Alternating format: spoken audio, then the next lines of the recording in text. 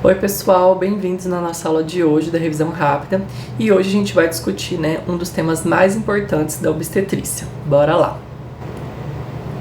Hoje nós vamos revisar os principais pontos para a nossa prova aqui em relação ao pré-natal. Vamos começar a falar sobre algumas definições aqui de pré-natal que a gente precisa lembrar na hora da prova. O pré-natal ele tem que ser feito ali minimamente em 6 consultas, tá? Ou seja, de 6 consultas ali para essas gestantes são o mínimo, a quantidade mínima que ela precisa realizar durante ali a gravidez, tá? Pode ser feita, mais do que 6? Pode, por exemplo, ali pode ser feita 12, 13, 14, 15, sendo que o mínimo é 6. Se a gestante ela faz menos do que 6, ela é ali, classificada como pré-natal insuficiente, tá bom? Ou seja, grandes chances ali de apresentar alguma complicação obstétrica fetal. Quando que cada consulta é realizada? Geralmente a gente faz, até as 28 semanas ali, mensalmente uma consulta do pré-natal. Quando a gente chega entre 28 e 36 semanas, a gente já vai passar uma consulta a cada 15 dias, ou seja, quinzenal. E depois, quando a gestante chegar de 36 a 41 semanas, toda semana ela vai realizar um novo pré-natal até o dia da realização do parto dela, tá? Então, eu vou colocar aqui, até o parto. Outra coisa extremamente importante é a gente lembrar quais são ali, os critérios de alto risco para eu classificar, tá? Essa gestação como uma gestação de alto risco. Ou seja, tudo que eu não falar aqui dentro é uma situação habitual, tá? Ou seja, essa gestante é a maioria dos casos ali, tá? Onde não tenha complicação ali para o feto nem materno, consequentemente ela é classificada ali como risco habitual. Se tiver alguma dessas aqui na hora da prova, a gente tem que recordar que essa gestante é uma gestante de alto risco, ou seja, ela vai ter que ser, acompanhada mais de perto ali. Então, vamos começar aqui sobre as características principais. A gente tem ali, as mães que têm, alguma cardiopatia ou pneumopatias mais graves, tá? Como, por exemplo, asma brônquica. Pacientes ali que têm algum tipo de nefropatia grave, tá? Como, por exemplo, uma insuficiência renal crônica, tá? Ou ainda, no caso, monorrim ou transplantadas. Pacientes com endocrinopatias, tá? Principalmente o que, gente? Diabetes mellitus, hipotiroidismo e hipertiroidismo, tá, gente? Olha só quem tá incluído aqui, diabetes mellitus, que é extremamente importante. Então, a gente não pode deixar de lembrar que toda paciente, over diabetes, ela é classificada ali, tá? Como gestante de alto risco. Pacientes com doenças hematológicas, tá? Principalmente aqui doença falciforme talassemia. Por quê? Porque provavelmente esses bebês aqui, eles podem desenvolver, tanto anemia falciforme, tanto talassemia. Pacientes gestantes portadoras de doenças infecciosas como hepatite, toxoplasmose, infecção por HIV, sífilis terciária ali, entre outras DSTs, como por exemplo aquelas gestantes com condiloma, tá? Gente, por favor, isso daqui, é importante por quê? Porque a gente faz esses rastreamentos, lá no primeiro, segundo e no terceiro trimestre, que a gente vai falar daqui a pouco. Então, toda vez que vier positivo algum daqueles rastreamentos, essa gestante é de alto risco, tá? Por quê? Porque provavelmente o bebê, ele vai ter, alguma infecção congênita, tá? Se vocês não recordam sobre as infecções congênitas, as famosas TORCHs lá, a gente tem uma aulinha exclusiva dela aqui no canal, é só vocês ir lá assistir, tá? Outra coisa, gestante que já teve abortamento prévio, tá? Por quê? Porque a chance dela ter um novo aborto é mais alto, tá? Pacientes com diabetes gestacional, tá? Onde a gente vai diagnosticar ela, como uma diabetes gestacional, ou ainda algum grau de malformação fetal. Sendo que aqui, a gente só vai descobrir, obviamente, depois de ter feito a primeira ultrassonografia, tá? Sobre exame físico, tá? No pré-natal, ou seja, o que é que eu tenho que fazer todas as consultas do pré-natal? Primeira coisa, obviamente, a gente tem que fazer o quê? A palpação obstetra, lá com as manobras de Leopold, que a gente vai falar daqui a pouco. A gente sempre, tem que fazer medida e avaliação da altura uterina, A gente vai anotar como que vai estar, ali em centímetros, aquela altura lá, da sínfise púbica da mulher até o fundo do útero, tá? Lembrando ali que a gente põe geralmente na linha alba, tá? Do abdômen. Outra coisa, a gente tem que, né, sempre verificar ali a auscultas dos batimentos cardiofetais. Obviamente, né, a gente vai ver ali entre 8 e 12 semanas, tá? O início ali com o Doppler, pra gente poder averiguar. Tem algumas literaturas que falam que é 8 e outras 12, tá? Por isso que eu trouxe aqui de entre 8 e 12. Mas geralmente pro Revalida a gente vai levar em consideração 12, porque com 8 semanas é bem difícil conseguir auscultar com Doppler, tá? Com sonar Doppler ali. Outra coisa, registro de movimentos fetais, obviamente também, né, a partir ali de 12 semanas pra frente. Teste do estímulo sonoro simplificado, tá? Onde a gente faz o TES ali nessa gestante também. Outra coisa, exame clínico das mamas é muito importante, porque geralmente a gente acaba esquecendo, né, de verificar como tá a mama dessas pacientes. A gente sabe que elas desenvolvem, né, ficam grandes, às vezes tem saída de secreção, enfim, a gente tem que avaliar ali também, tá, em questão de estrias, etc. E o principal aqui, né, exame ginecológico, tá, ou seja, a gente tem que sempre lembrar de fazer a inspeção dos órgãos genitais externos. Alguns casos a gente pode verificar, né, fazer exame especular ali, coleta de material para o corpo citológico, ou seja, fazer, né, o Papa Nicolau, ou atualmente, né, o DNA HPV lá, que é muito importante. Em alguns casos a gente faz também toque vaginal. Lembrando que o exame ginecológico, gente, não é em toda a consulta, tá, do pré-natal propriamente dito. A gente vai ver de acordo ali com a gestante, com um quadro clínico dela, tá? Por exemplo, se ela tiver, né, com alguma queixa de corrimento genital ou sangramento, obviamente a gente teria que fazer, por exemplo, o exame especular. Se ela tiver, né, com o corpo citológico ali do HPV atrasado, por exemplo, a gente já teria que fazer também a coleta. Enfim, isso daqui é mais específico para cada gestante. Vamos agora falar sobre as manobras de Leopold, gente. O Revalida ama manobras de Leopold, tanto na teoria, tanto na prática, tá? Então aqui eu trouxe o mnemônico, né, que eu gosto de usar, que é o Super Pi, tá? O S de Super, o P, o A e o I, né? Então, algumas pessoas utilizam só o SPA, né, que a gestante ela foi pro SPA. Só que tem, né, que lembrar do I também, que é a insinuação, que a gente vai falar daqui a pouco. Então tem esse mnemônico aqui, o S, o P, o A e o I. Então vamos falar sobre cada um agora. O S de situação fetal, tá? Onde a gente vai ver a relação entre o maior eixo fetal e o maior eixo uterino, tá? E ele pode ser tanto longitudinal, tanto transversal.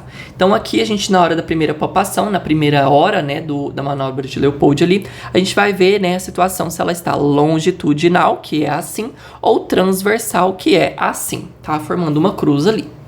Segunda hora de posição aqui da manobra de Leopold é justamente a posição, tá? Onde o lado materno para o qual se volta para o dorso fetal, a gente vai verificar se é do lado direito ou esquerdo, ou seja, é o dorso do feto que vai ser a minha referência, ou seja, a costinha dele aqui. Sendo que, gente, ó, para a mãe, este lado é o direito e para a mãe, o outro lado é o esquerdo. Não pode deixar de confundir. Na hora da prova, se vier alguma imagem de palpação aqui da manobra de Leopold, eu recomendo vocês lá, já logo de cara. Olhei a imagem, eu já coloco lá na perna direita e na perna esquerda para eu não confundir qual é o lado da mãe. Porque em relação, gente, olha só, ao lado materno, tá? É o dorso fetal que a gente papa, mas é a referência o lado materno. Então aqui, ó, a direita e a esquerda é para a mãe, tá? Não pode confundir, porque o Revalida geralmente traz questão confundindo aqui um lado com o outro e deixando a gente meio perdido. O A que é de apresentação, que é a nossa terceira manobra de Leopold, onde a gente vai ver, né, a parte do feto que se encontra no estreito superior da pelvis e que nele vai se insinuar, ou seja, ele pode ser, né, em apresentação cefálica, pélvica ou córmica, tá? Onde a córmica ali, a referência vai ser o ombro. Daqui a pouco a gente vai ver cada um.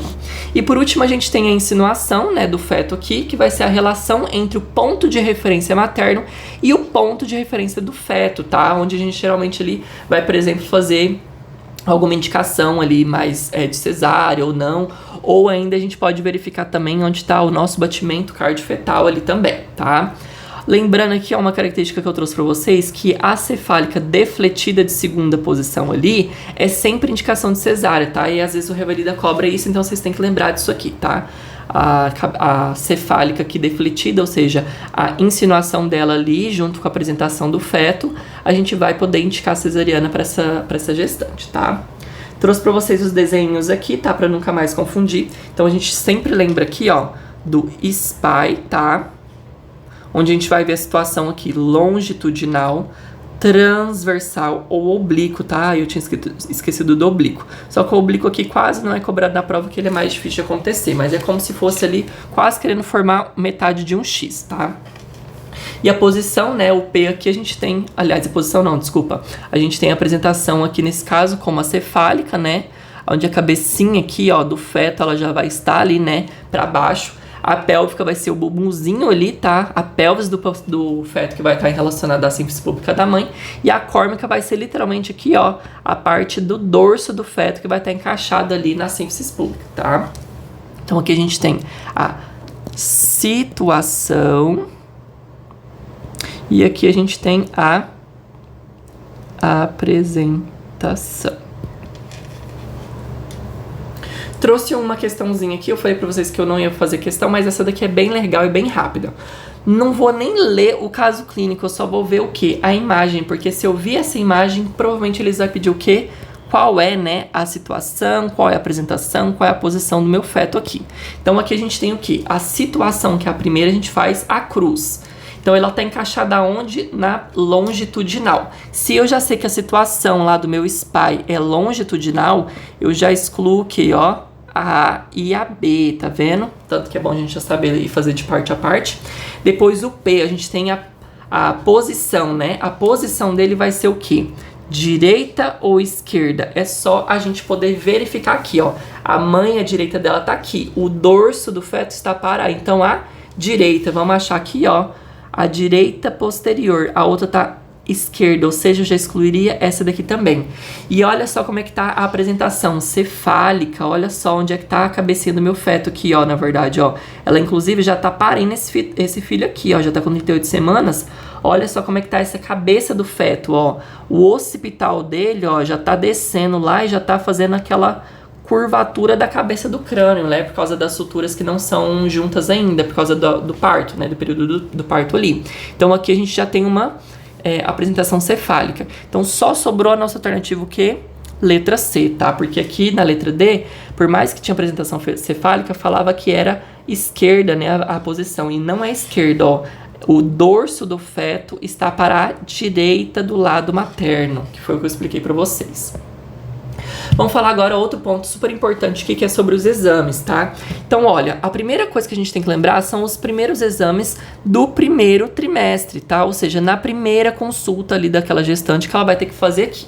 Então, a gente vai solicitar ali um hemograma, a tipagem sanguínea e fator RH, tá? Combis indireto, onde a gente vai pedir ele somente, né, se a gestante ali for RH negativa, por causa daquela questão da imunização, que a gente vai falar daqui a pouco. Glicemia de jejum, pra gente poder verificar se essa paciente ela já não é diabética prévia, ou se ela já está, né, com diabetes materno. A gente já deu diabetes, tá lá na gestacional, lá na aula de diabetes e hipertensão gestacional, tem uma aula separada. Se você tem dúvida, corre aí no canal e assista. A gente vai fazer os testes rápidos para triagens para sífilis com VDRL ou PRP, que é o teste rápido, tá? O teste rápido para diagnóstico do anti-HIV, eu coloquei duplicado, anti-HIV, toxoplasmose, IgG e IgM, né? Pra gente ver se ela não tem toxoplasmose gestacional aguda, né? Ou se ela é suscetível ali. A sorologia para hepatite B, sendo que a sorologia, gente, olha só qual que é, ó. Não pode confundir, tá? É a sorologia para a hepatite B aguda. Lembra do meu vídeo que eu postei lá nos shorts, tá? Se vocês têm dúvida dos vírus da hepatite, tem um vídeo aqui no canal de acho que menos de um minuto explicando os macetes para lembrar e decorar todos os anticorpos da hepatite B. Lembra lá que eu falei para vocês, ó, HBS, AG de quê? Agora, então é agudo, tá? A G de agudo também, a gestante ela está com aquele vírus ali naquele momento da hepatite, tá? E a gente acrescenta aqui, né, o HTLV, tá? 1 e 2, que é super importante para gestante agora atualmente no novo protocolo. Lembrar, né, de solicitar o exame de urina ali, urocultura, pra gente descartar que essa gestante esteja com alguma infecção do trato urinário, porque a gente sabe que a gente tem, né, que fazer o tratamento, mesmo se for sintomático, a bacteriúria, que a gente vai explicar daqui a pouco. E olha, dependendo da situação da minha gestante, da necessidade dela, a gente ainda pode solicitar alguns outros exames no primeiro trimestre, como, por exemplo, a ultrassonografia obstétrica, tá? Só que, olha só, pelo Ministério da Saúde, ela não é obrigatória do primeiro trimestre, tá? Isso daqui, gente, é mais relacionado ao local de atuação do médico, tá? Tem algumas UBSs que tem o próprio protocolo aqui das solicitações no primeiro trimestre e eles acabam sendo obrigatórios esses exames, mas vai depender do local. Mas o Ministério da Saúde ele não obriga a gente a pedir no primeiro trimestre, tá? Lembrando aqui que essa ultrassonografia ela vai servir só para verificar a função ali, né, da idade gestacional, para ver realmente, porque a gente sabe que é a mais fidedigna, né, que a gente vai falar aqui, ó, que ela deve ser solicitada entre o quê? 11 e 13 semanas, tá? A primeira ultrassonografia aqui, porque ela é melhor para datar. Outra coisa que eu já tinha falado para vocês, né, sobre o Papa Nicolau aqui, que agora é o DNA-HPV, que eu também já dei uma aulinha para vocês. Se vocês não tiver pegado ou atualizado, vai aí no canal que tá disponível. Exame de secreção vaginal aqui também, somente se houver, né, indicação clínica. Obviamente, a maioria das vulvaginites, né, que tem alguma secreção ali, a gente acaba fazendo diagnóstico clínico, em vez de fazer já o exame de secreção vaginal. Outra coisa, parasitológico de fezes ali, também somente se houver, né, indicação clínica. Então, naquelas pacientes, né, que falam que tem bastante diarreia crônica, né, onde nunca foi investigado, ó, não foi investigada antes, tá? Então, isso tudo a gente pede também um parasitológico de fezes. A eletroforese de hemoglobina também, somente se a gestante for o que? Negra e tiver antecedentes familiares de anemia falciforme ou apresentar alguma história de anemia crônica onde não se sabe a causa dessa anemia crônica, tá? Então, a gente pede também a eletroforese de hemoglobina ali, tá? No segundo trimestre aqui, ó, basicamente o que a gente tem que lembrar é de solicitar todas as sorologias, tá? Mas o primordial do segundo trimestre é o TOTG, tá?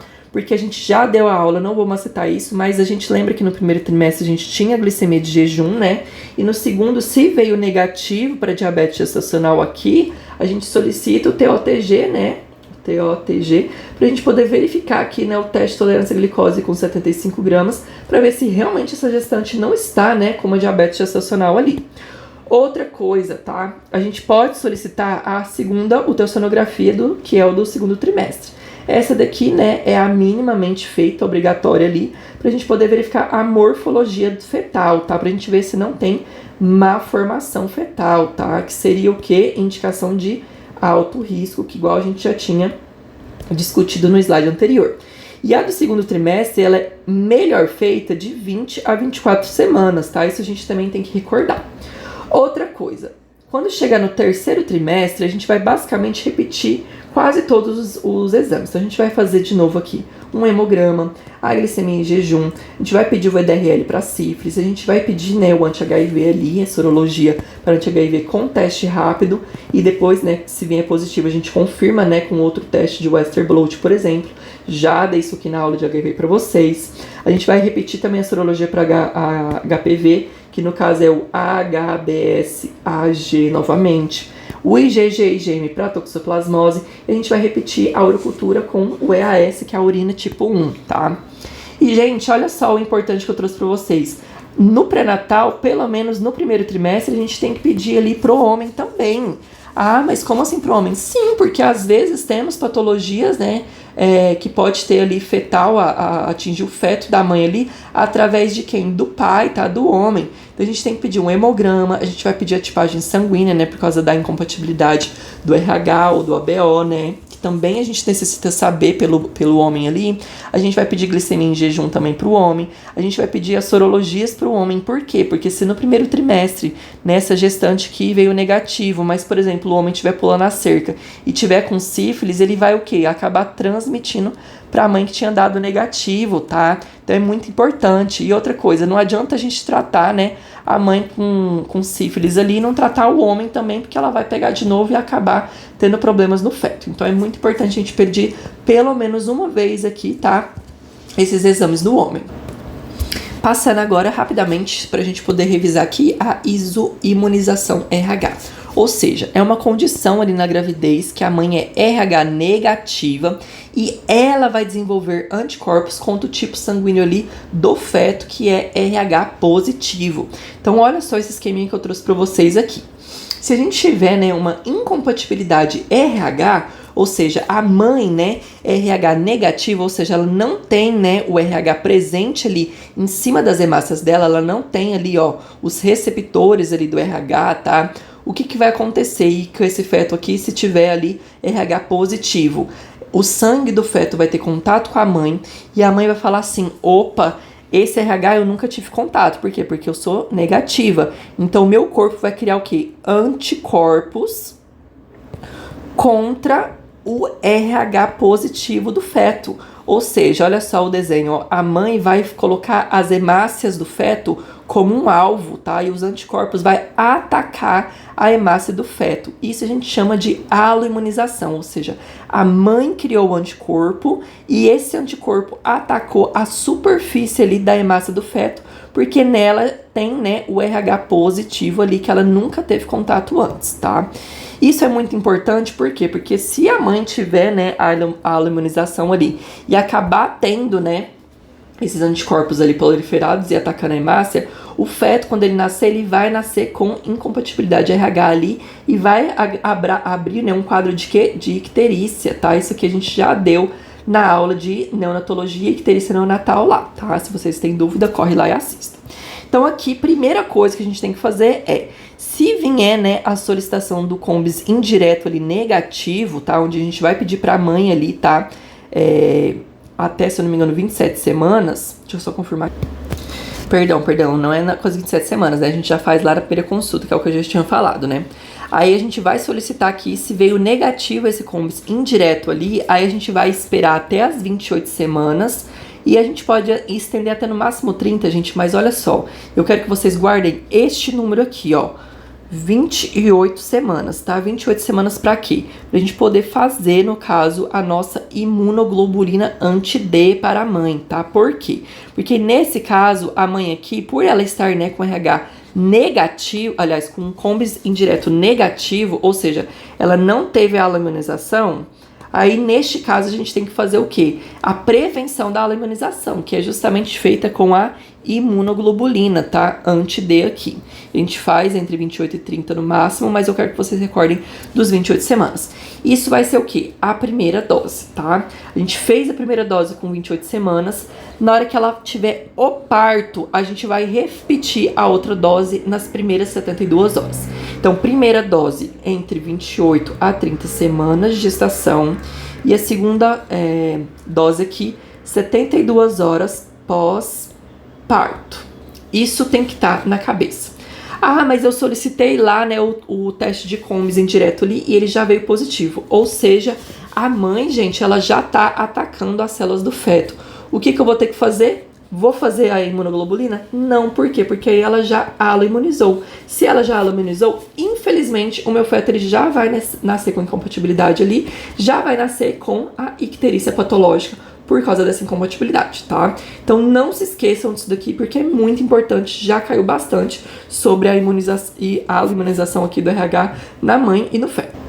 Repassando rapidamente aqui sobre a bacteriúria assintomática aqui, como eu já falei pra vocês, toda vez, né, na primeiro, segundo e terceiro trimestre, a gente vai pedir, né, um EAS com cultura, tá? Porque a gente tem que verificar ali se essa gestante, né, ela realmente não está, né, com nenhuma infecção do trato urinário, porque infecção do trato urinário pode, né, atravessar a barreira ali, pode infectar o feto e causar problemas de malformação, por exemplo.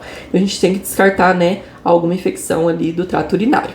Então aqui a gente vai ver o resultado positivo, tá? Quando vier este número, ó, na cultura, maior do que 100 mil unidades ali formadoras de coluna por ml. Gente, não é 10 mil, tá? A bacteriúria assintomática, ela tem que vir a mais do que 100 mil. Ou seja, se veio 99 mil, a gente já não considera uma bacteriúria assintomática e já não vai fazer tratamento, tá? Na prática é isso? Não, na prática a gente acaba passando um antibiótico. Mas no protocolo para o Revalida, como a gente tem um número marcado, especificado ali, a gente vai levar em consideração os 100 mil sim, assim, para poder realmente fazer um tratamento. O tratamento de escolha, a gente pode, né, começar ali com nitrofurantoína como a primeira escolha. Ah, mas ela é contraindicada no primeiro trimestre? Não, esquece disso, gente. A nitrofurantoína, ela pode na gestante sim ou sim. Depois a gente tem o ácido nalítico aqui, que é pouquíssimo usado, porque isso aqui nem faz mais parte, né, do nosso dia a dia na prática. Outras cefalosporinas aqui, ou ainda a amoxicilina também pode ser feita, tá? A gente sabe que, né, de escolha para cistite ali, qualquer outra infecção não complicada ali, é a fosfomicina, tá? para pessoas não gestantes. Mas na gestante a gente vai lembrar que a primeira escolha é a nitrofurantoína, sim ou sim, tá? Outra coisa que antes de terminar a aula que eu quero repassar com vocês é sobre essas características aqui do pós-datismo. Já veio na nossa prova ali o que a gente faz com aquela gestante que chega com mais de 41 semanas ali e não entrou em trabalho de parto ainda. A primeira coisa que eu vou avaliar ali é a vitalidade fetal. E a gente faz avaliação com o quê? Com o cardiotocografia, tá? Pra gente verificar se esse feto, ele não tá tendo o quê? Um sofrimento fetal agudo, tá? Um SFA. Outra coisa, a gente vai ter que verificar o perfil bifásico fetal, a gente vai verificar o índice, né, do líquido amniótico, que é o ILA, e a gente vai verificar as condições do parto, ou seja, eu vou verificar se essa gestante pelo menos não está com nenhum centímetro de dilatação. Por quê? Porque se ela não tiver dilatado, eu vou principalmente querer o quê? Fazer com que ela inicie a dilatação dela, tá? Então, a primeira coisa ali, se o colo já não tiver aberto, a gente vai ter que madurar ele, tá? E aí, isso a gente vai lembrar do Bishop, tá? Gente, deem uma lida sobre Bishop, eu não vou explicar muito sobre isso daqui, mas eu quero que vocês verifiquem o que seria o Bishop, como que a gente faz. E o que eu quero que vocês recordem principalmente é que toda vez que o Revalida trouxer o Bishop, a nota de corte, vamos dizer assim, principal que eu quero que vocês lembrem é o que? O menor que 6. Por quê? Se essa gestante veio com um Bishop menor do que 6 aqui, pontuação do Bishop, significa que eu vou ter o quê? Madurar o colo, tá? Com duas formas. A principal, a primordial, é madurar farmacologicamente com o uso do quê? Misoprostol ali. A gente vai pegar os comprimidinhos e vai colocar lá dentro do canal vaginal, perto do orifício ali do útero, para ver se ele começa, né, a madurar. Agora, naquela gestante que tem o Bishop menor que 6, só que ela tem ali cesariana anterior, gente, a gente vai ter que fazer ali a sondagem por sonda de Foley, tá? Ou seja, a gente vai pegar lá a sonda, vai colocar literalmente aquela sonda, aquele caninho lá onde tem o balãozinho ali, tá? Lá no orifício interno, né, do colo do útero ali, e vai fazer o quê? Insuflar. Por quê? Porque quando a gente insuflar o balãozinho, que é aquele mesmo que a gente faz, né, a sondagem vesical de demora, a gente vai colocar o quê? Vai fazer a maturação dele, aliás. Por quê? Porque ele vai começar a aumentar ali, vai dilatar o colo do útero. E aí sim, depois que eu madurei o colo, que aí eu vou entrar com quem? Com a ocitocina, tá? Gente, isso é importante. A ocitocina, ela vai o quê? Fazer com que tenha ali as contrações, né? Pra iniciar o trabalho de parto, tá? Se essa gestante não estiver contraindo. E aí, o que eu preciso fazer? Primeiro, eu preciso madurar o colo, porque se eu não maduro e dou ocitocina, não vai adiantar nada ter contração e o colo estiver lá fechadinho, rígido, tá? Então, duas opções. Primeiro, misoprostol, se o Bishop tiver menor do que 6 e a gestante não tiver cesárea anterior, porque se ela tiver cesárea anterior, a gente faz a maduração primeiro com colo ali, com a sonda de Foley. E aí, depois, a gente faz a aplicação de ocitocina. Gente, foi isso. Espero que vocês tenham gostado da minha aula. Eu fui bem sucinto aqui no pré-natal, tá? A gente vai falar sobre a infecção por estrepto do grupo B em outra aula separada, por isso que eu não trouxe aqui pra vocês, tá? Do EGB ali, porque é um fluxograma que eu quero dar uma aula separada, porque cai e acaba confundindo a gente. Um beijo, um queijo, me siga no Instagram e até a próxima aula.